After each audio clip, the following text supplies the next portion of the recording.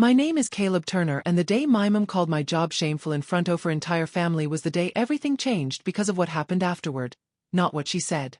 I've always been different from my family. They're all traditional, orderly, predictable.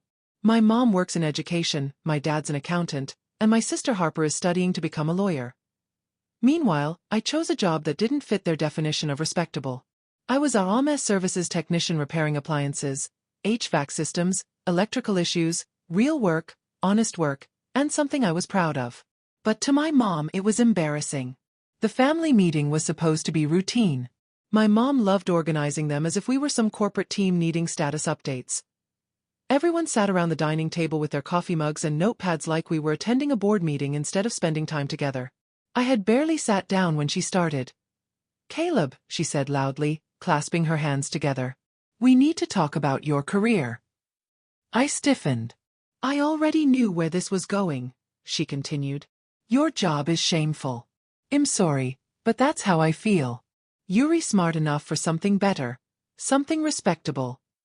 My jaw tightened. The room went silent. Even Hopper looked stunned. My dad stared at the mug.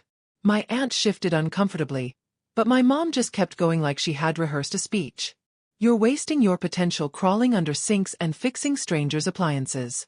You should consider going back to school or finding a field that makes the family proud." That word proud hit harder than I expected. I had worked my way up, built a steady income, helped people every single day. My clients trusted me. I wasn't embarrassed by what I did. Not for a second. But hearing my own mother say it in front of everyone made my jaw tighten. I pushed my chair back. "I'm done with this."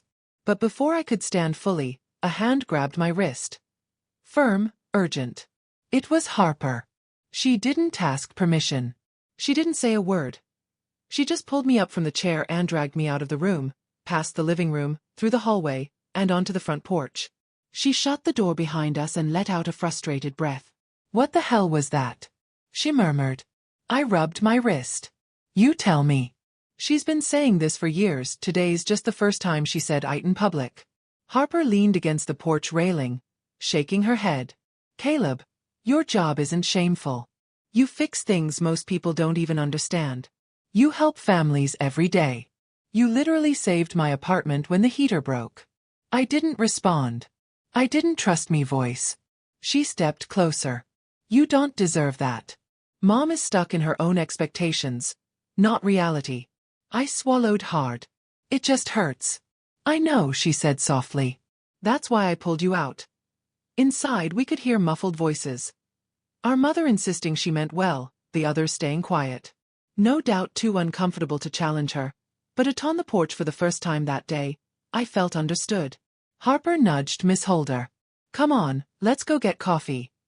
Let the meeting fall apart without us." He huffed a small laugh. "You're a terrible lawyer in training. You walked out of a meeting."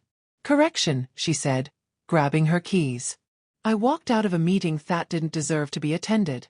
We drove to a small cafe a few blocks away. As we sipped iced coffees, she helped me put words to something I hadn't fully realized. My worth didn't depend on my mom's approval.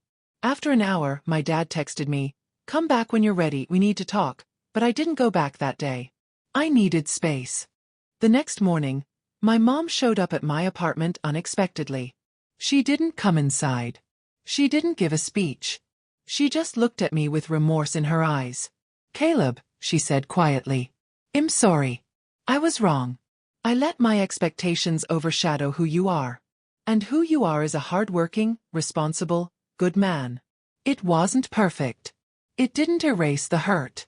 But it was a start. And I realized something important. Respect doesn't come from titles or degrees or what people think you should do. It comes from showing up, working hard, helping others, and standing firm in who you are, even when the people closest to you don't see it yet." That day, I walked back into my life, not ashamed, but stronger than.